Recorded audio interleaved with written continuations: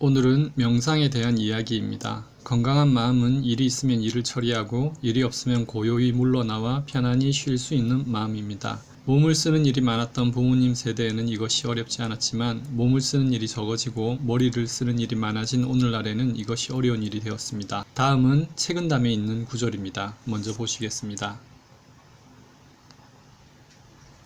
바람이 오면 대나무는 소리를 내지만 바람이 가면 대나무는 소리를 남기지 않는다. 기러기가 오면 연못은 그림자를 비추지만 기러기가 가면 연못은 그림자를 남기지 않는다.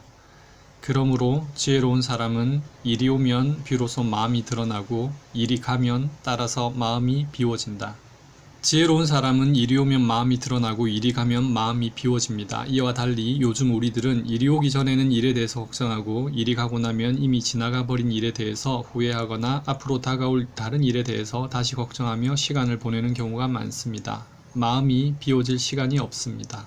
이런 상태를 개선시켜 줄 수 있는 방법 중에 하나가 명상입니다. 요즘 명상이 다시 조명을 받고 있는 것은 쉬지 못하는 정신이 그것을 찾고 있는 까닭인지도 모릅니다. 명상의 구체적인 방법은 무척 단순합니다. 한 문장으로도 그 핵심 내용을 다 담을 수 있을 정도입니다. 제가 여기에 한 문장으로 표현해 보겠습니다. 특정한 대상에 마음을 모으면서 떠오르는 생각들을 알아차리고 내버려 두며 다시 내가 처음 의도했던 대상에 마음을 모아나가는 것을 반복한다. 저는 이렇게 한 문장으로 표현했습니다만 실제로 명상을 해보면 설명보다 명상을 하는 것이 더 쉽습니다. 저는 특정한 대상으로 호흡을 권해드립니다. 하지만 명상을 처음 하는 분들에게 호흡은 너무나 담담한 대상일 수 있습니다. 요즘 유행하는 불멍이나 물멍, 즉 불을 바라보거나 물을 바라보며 멍 때리기를 하는 것도 명상과 비슷한 효과를 낼 수 있습니다.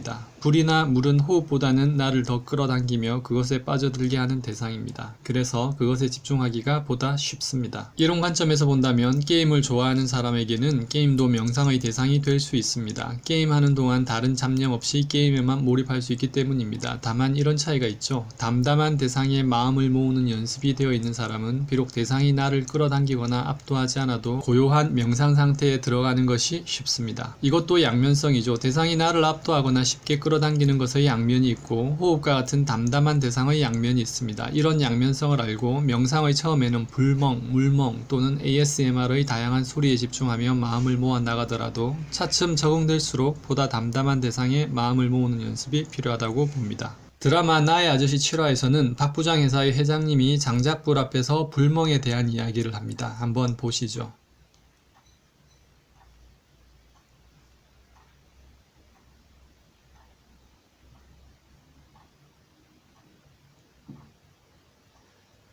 장 회장의 말처럼 불을 바라보고 있으면 생각이 없어지며 생각이 그친 그저 존재하는 상태에 들기가 쉽습니다. 꼭 불이 아니어도 어떤 사람에게는 흐르는 물이, 어떤 사람에게는 어항 속의 물고기가, 어떤 사람에게는 자신이 기르는 개나 고양이가 자신의 생각을 그치게 해줄 수 있습니다. 어떤 사람은 음악이라든지 ASMR 소리에 몰입이 쉽게 될 수도 있습니다. 마라톤을 하는 사람이 경험하는 러너스 하이도 신체의 한계에 도달하며 어쩔 수 없이 생각이 끊어진 자리에서 경험되는 것으로 생각합니다. 이처럼 대상이 나를 끌어당기고 압도하면 나의 마음속 짓거림은 줄어듭니다. 이때 누구나 마음의 희열을 경험합니다. 잘 모를 때는 그 대상이 나를 기분 좋게 만든다고 생각할 수도 있겠지만 사실 이것은 생각이 그치면 자연히 일어나는 일입니다. 연습만 충분히 된다면 꼭 그나 그녀가 아니라도 꼭 내가 기르는 개나 고양이가 아니라도 불멍이나 물멍이 아니라도 단지 호흡에 마음을 모아도 같은 즐거움, 희열을 느낄 수 있습니다. 생각이 끊어진 자리에서 마음은 언제나 은근한 희열이 있습니다. 그런 즐거움이 없다면 명상을 할 이유도 줄어들겠지만 제가 명상을 강조하는 이유는 꼭 그런 은근한 즐거움 때문은 아닙니다. 심리치료에 있어서는 더 중요한 다른 이유가 있습니다. 명상을 하면 자기 생각을 그것에 휩싸이지 않고 거리를 두고 지켜볼 수 있는 능력이 생깁니다.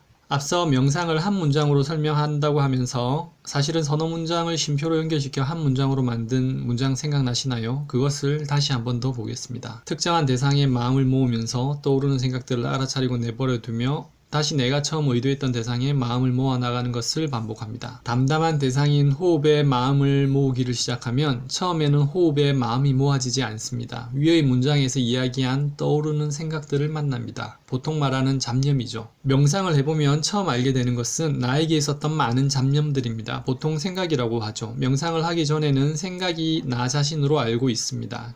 그 생각을 내가 하고 생각 자체가 자신이라고 믿습니다. 하지만 명상을 꾸준히 해나가면 잡념 또는 생각과 그 잡념을 알아차리는 나가 구별됩니다. 생각 없이 그저 관찰하며 알아차리는 나가 느껴집니다. 이것을 어디선가는 사띠라고도 하더군요. 결론적으로 명상을 시작했기 때문에 그러한 알아차림의 능력이 길러지고 생각에 휩싸이지 않고 생각을 볼 수 있는 능력을 가지게 됩니다. 처음에는 생각이 알아차려지고 그 상태로 명상을 해나가면 생각보다 조금 더 미묘한 감정의 변화 역시 알아차려집니다. 연습되지 않은 상태에서는 생각이나 감정이 움직이면 알아차릴 새도 없이 그것이 몸을 통해 표현되는 경우가 많습니다. 화가 나는 생각에서는 참을 겨를도 없이 화를 내어버리고 먹고 싶은 음식 앞에서 먹고자 하는 충동을 느끼면 참을 새도 없이 먹어버리는 것과 같습니다. 명상을 꾸준히 해나가면 어느 시점에서는 자신의 생각과 감정을 알아차릴 수 있게 됩니다. 그것에 휩싸이지 않고 알아차릴 수 있게 되면 생각과 감정을 조절해 나갈 수 있는 여지가 생깁니다. 그래서 어떤 종류의 충동이든 자신의 충동을 조절하겠다고 한다면 명상을 연습해 나가는 것이 좋습니다. 앞서 말씀드렸던 것처럼 명상은 한 줄로 요약할 수 있을 정도로 그 방법은 간단합니다. 그 간단한 것을 매일 꾸준히 해나가면 알아차림의 능력이 커집니다. 그 능력이 커지면 자신의 생각과 감정을 그것에 휩싸이지 않은 채 지켜볼 수 있는 힘이 생깁니다. 메타인지에서 말하는 모니터링과는 약간 다르지만 저는 명상을 통한 알아차림의 능력이 궁극적인 모니터링이라고 생각합니다. 오늘 영상은 여기까지입니다. 도움되셨다면 구독과 좋아요 부탁드립니다.